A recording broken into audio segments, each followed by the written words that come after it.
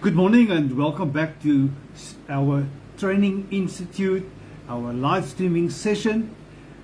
I believe you had a wonderful week thus far, and I know the rest of the week will be blessed as well.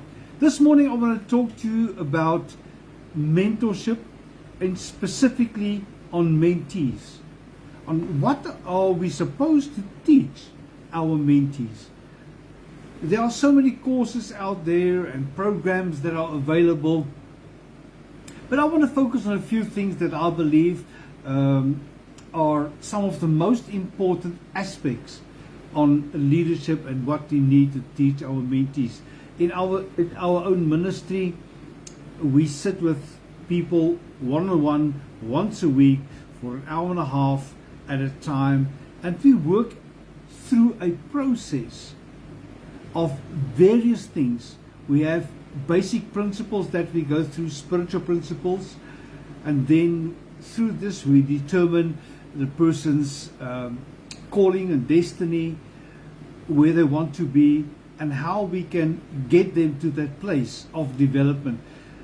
If you want to look at this process, what we call sonship, it's actually in the secular world, it's referred to as career development. This is exactly what we do with all those that are interested, our leaders, our emerging leaders and potential leaders on a one-on-one basis.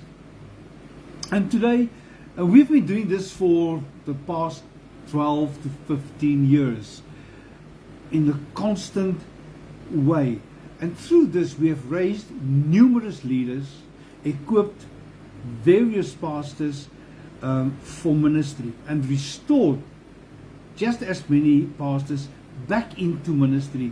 We have trained about 19 pastors for ministry over the past 26 years, but more specifically in the last 15 years that we've been doing leadership empowerment.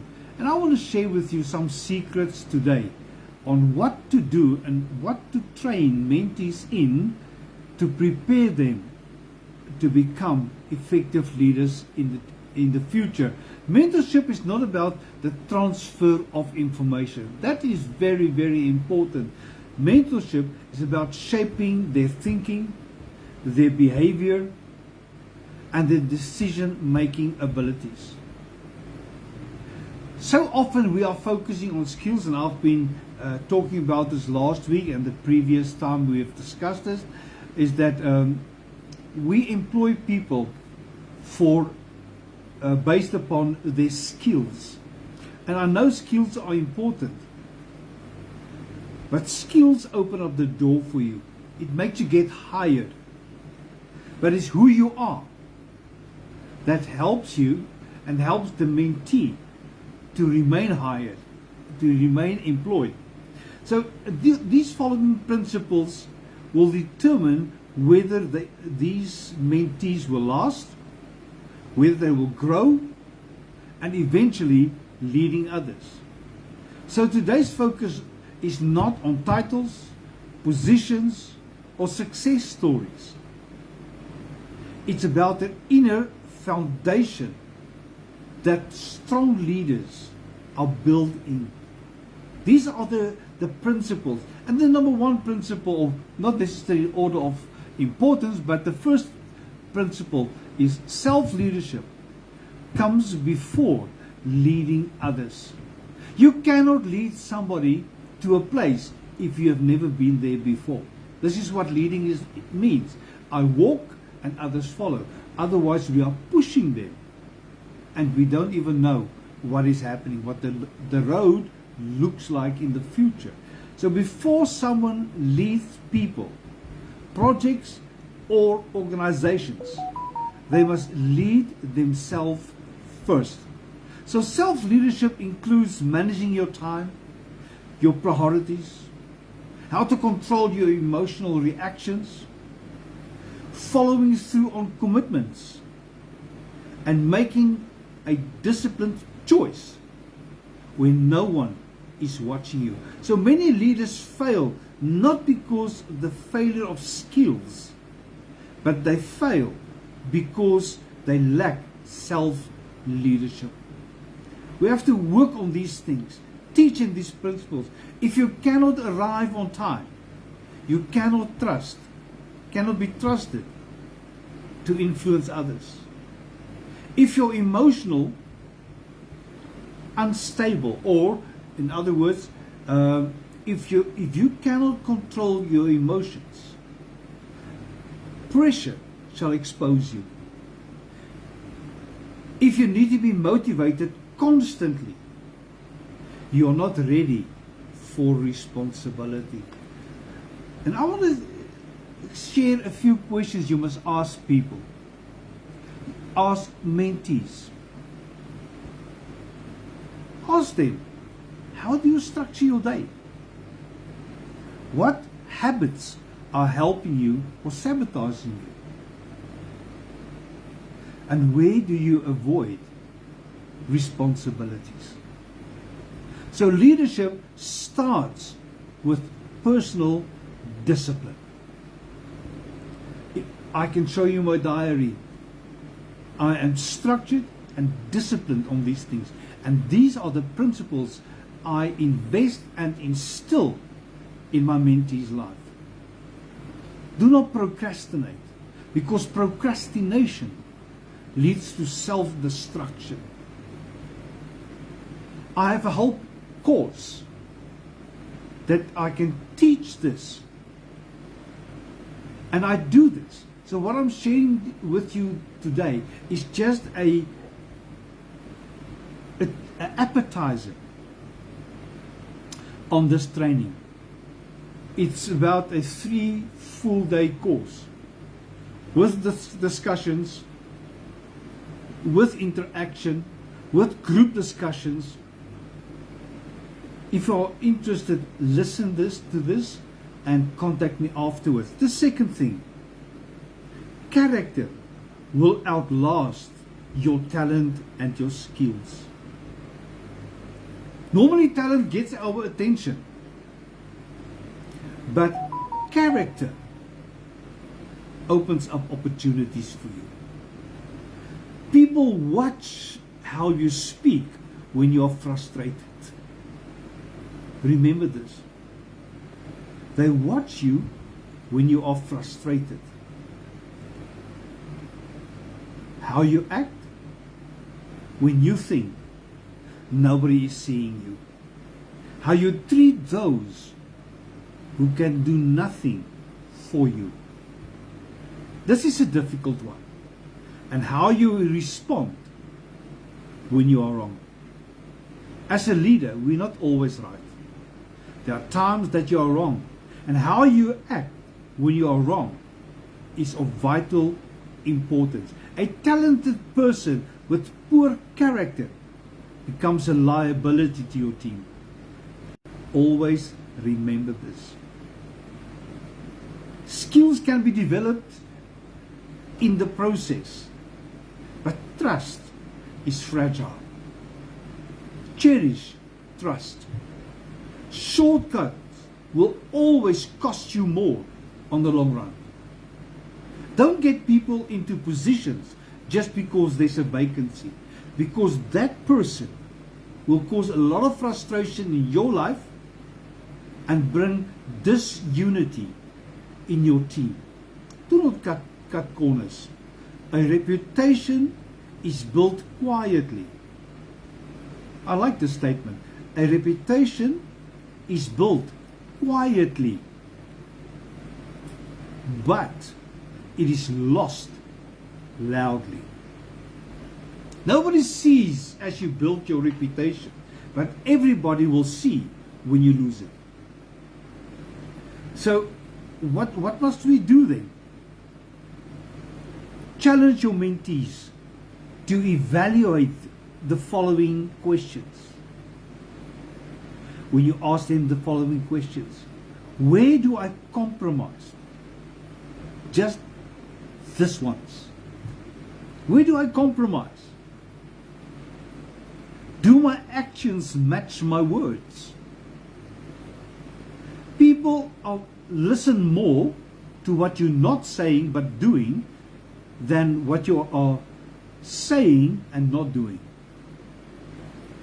Our actions speak louder than our words. And the next question you must ask them, would people trust me with responsibility?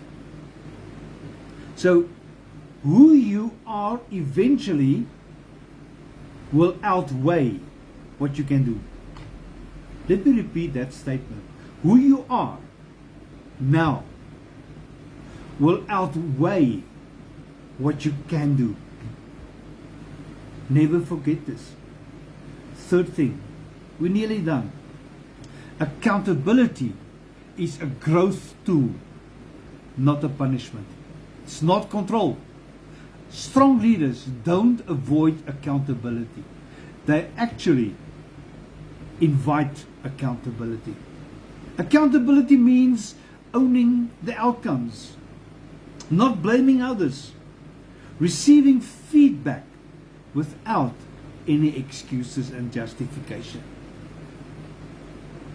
learning publicly from mistakes, and holding others to clear standards. Remember, a mentee, a leader, is measured to a higher level of standards. So feedbacks will reveal my blind spots, things that I didn't even know I have. And it's good. We have implemented something in our church on a weekly basis. After the sermon is done and dusted, just before we go home, I will ask 3 or 4 people, volunteers, what have you learned today? By asking those questions, I can hear what they have heard and how I must adjust my presentation so they can hear what I want them to hear, what the intent of the whole sermon was.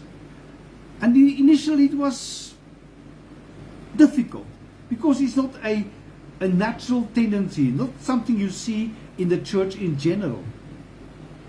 But it helps people to concentrate and to make notes. My excuses will delay my development. The quicker we learn, the quicker we will grow. My responsibilities and how I function within my accountability and responsibility builds my credibility. Teach your mentees to ask these following questions and answer these questions. What could I have done better? I'm just giving the example on the feedback we get after church. What am I missing? And what do you expect from me going forward? You hear these questions, it's self-evaluation questions. It's things that I must do. Not what others must do, what I must do. Accountability will accelerate your growth. Accountability will accelerate the growth of your mentees. When I sit with the mentees around my table, I will ask them the tough questions, the challenging questions. Because at church I'm the pastor. Sitting around the table, I'm a mentor to a mentee. And your approach is different. It's challenging, it's tough. And in a month's time when we sit again, we cannot face the same issues again, because it means you have not learned anything in the past month. So, I must either adjust my teaching or my approach regarding them to learn, or they just don't want to learn. And in the second month, I will give them an ultimatum. You either change or we stop this mentor-mentee approach because you're not willing to change. And in all my years, only once I had to stop a mentor-mentee appointment. Normally, people do change. Some slower than others, but they will change. And they can only change once they understand the why behind the change. Number 4, the second last one. Value is created by solving problems. Leaders are not promoted because they want more authority. They are promoted because they make things happen. And that generates authority. That brings forth promotion. They are then value creators. They notice problems others ignore. They improve systems instead of complaining. They add solutions before being asked. They don't look at the problem, they come with a solution. They think beyond their job descriptions. So what are the main teaching points? Complaining signals immaturity. Ownership signals leadership. Influence grow where value is added. So ask your mentees the following questions. What problems do you regularly help solve? Where are you making life easier for others? And are you known for initiating and becoming inventive rather than excuses? What are you known for? And the last point I want to mention before closing. Resilience determines long-term success. Every one of us experience some forms of delays, failure, rejection, and disappointments. We all go through this. None of us are guaranteed that it will never happen to us. But it's how we handle these things. And remember, you are a failure when you have not learned from your mistakes. So when you make a mistake, it doesn't make you a failure. Learn from it. The difference between those who advance in life, in leadership, and those who quit is resilience. Resilient people learn instead of blaming. They adjust instead of giving up.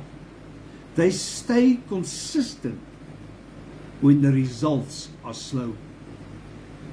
So what must I teach them? Setbacks are not personal. They are part of progress. Emotional endurance matters as much and even more as my skills. Long-term consistency beats short-term intensity. We are not running a 100-meter dash. We are running a marathon as a leader. Mentorship, as I've said, is not just about success. It's about how people's lives are changed. It's about developing people who can be trusted, relied on, and followed. Remember, we've discussed 5 things. Number 1, they must lead themselves first. They must build character before ambition, embrace accountability, create value, and develop resilience. Positions might change, environments will shift, but those principles that I've just mentioned will serve you for life. Growth is not about knowing more, it's about becoming more. Strong leaders are not formed by opportunities alone, but by consistent inner development. So these, in short, a 3-day course that I teach on these principles, these core values.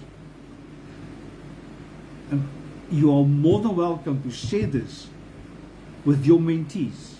Apply this. Or you can invite me to come to your organization, to your business, to your church, so I can help you implement these principles in the team. We have trained over nearly 55,000 leaders in the past 21 years. We have traveled across the globe doing this. And watch this video. It will remain for a month on my Facebook page, but I also post it on my other social media platforms, on my YouTube channel. Go to my YouTube channel, Hardes Pretorius. Follow, like, and share this. You are welcome to this. God bless you.